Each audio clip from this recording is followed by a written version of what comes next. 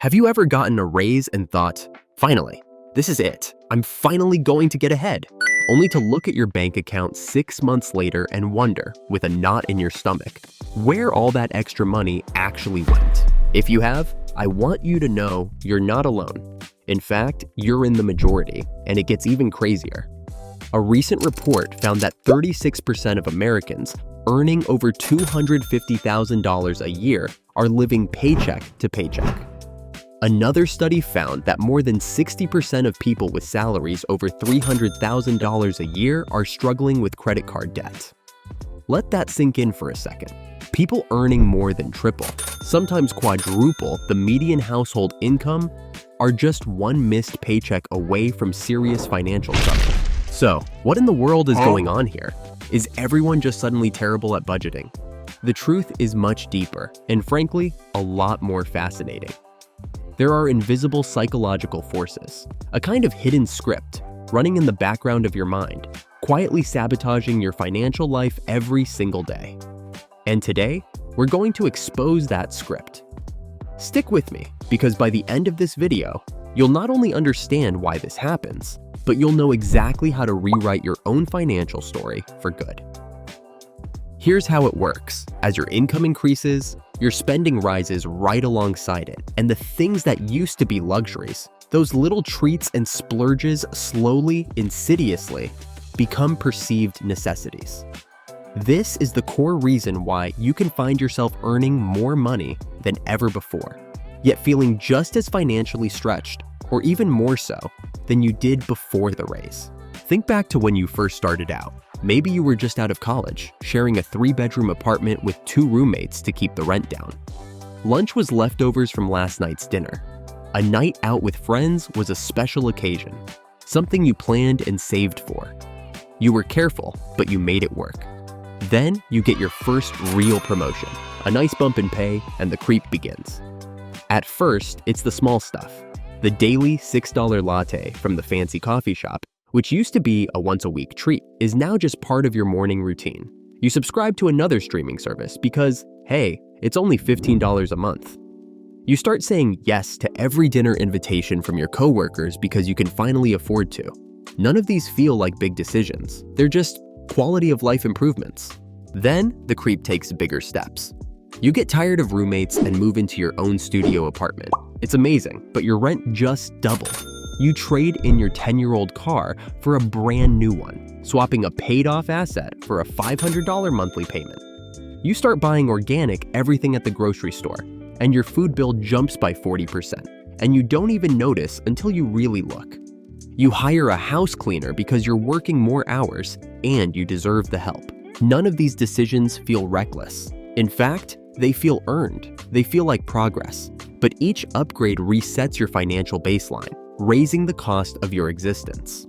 Until one day you wake up, you're earning double what you used to, but your savings rate hasn't budged. You're still just getting by. That's the silent thief at work. It stole your raise right out from under you. But it doesn't explain why we let it happen. For that, we need to look at a psychological trap that affects everyone. Psychologists have a name for this trap: the hedonic treadmill, or hedonic adaptation. Imagine your happiness has a default setting, a baseline you always return to.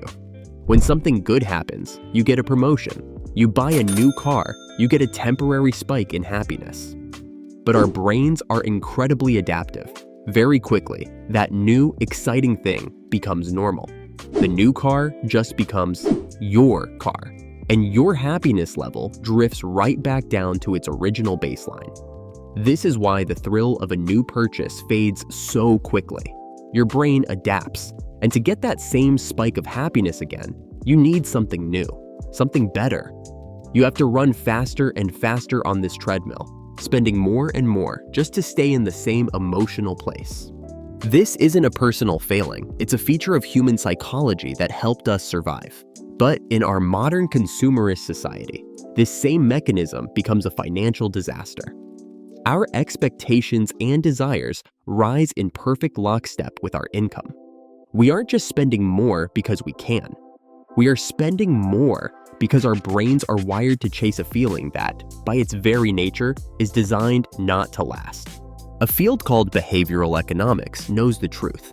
We are all predictably irrational. Our brains use mental shortcuts to make decisions, and when it comes to money, these shortcuts are full of bugs. Your brain doesn't treat all money the same. A $500 bonus feels like fun money you can spend on a whim, but a $500 expense from your salary feels painful. Economically, it's all just $500, but psychologically, we splurge with the bonus and agonize over the bill. There is a real friction when you spend physical cash.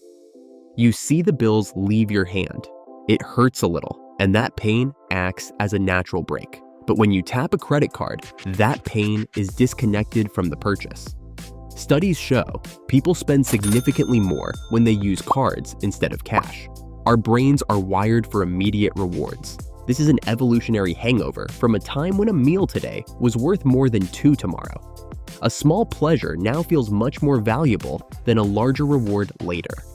This is why we choose the $50 dinner out tonight over putting that same $50 into a retirement account where it could grow into thousands.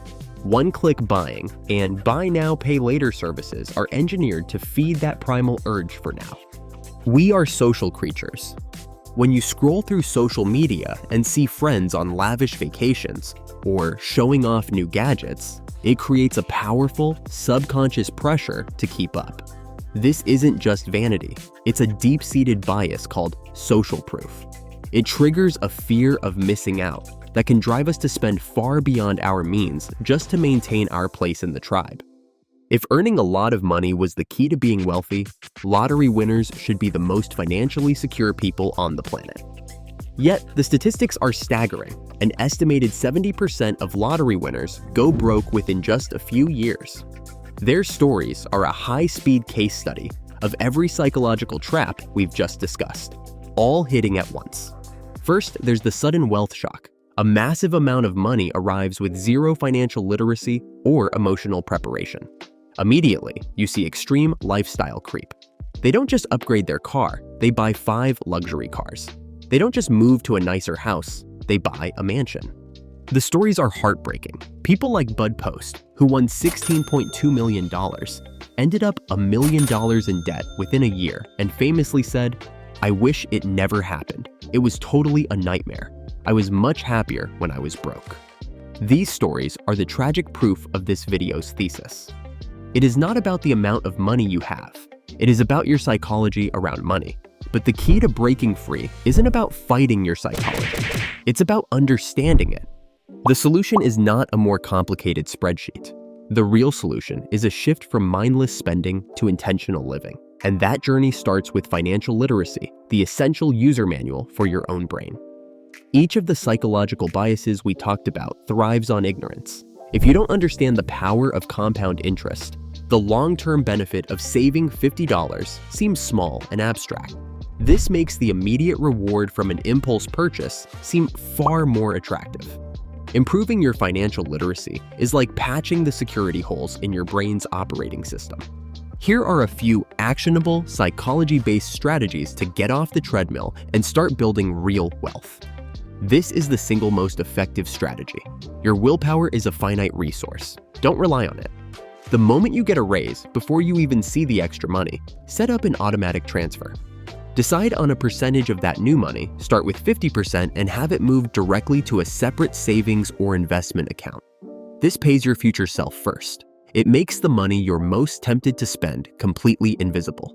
To combat instant gratification, deliberately reintroduce friction into your buying process. Create a mandatory cooling off period. For any non-essential purchase over $100, you must wait 48 hours before you're allowed to buy it. This simple act of waiting short-circuits the emotional, impulsive part of your brain and gives the rational part time to catch up and ask, "Do I really need this?" Instead of spending on more things, start spending on experiences. Plan a trip, take a class, go to a concert. Research shows that the happiness we get from experiences is more lasting than the fleeting joy from material possessions. Things get old and break, but experiences become part of your identity. You're buying memories, not just stuff. Your financial habits are a reflection of what you consume. Unfollow the social media SMOMO accounts that trigger feelings of comparison and envy. Mute the influencers whose job is to make you feel like your life isn't good enough without the products they're selling. You are the gatekeeper of your own mind. Stop letting the highlight reels of other people's lives dictate how you spend your money. Earning more money doesn't automatically make you richer. It just gives you more rope. But by understanding these hidden forces, you can turn that rope into a ladder. If you found these insights valuable, hit that like button. It really helps the channel. And share this video with someone who needs to hear this message. Subscribe for more deep dives into the psychology of your money. Thanks for watching.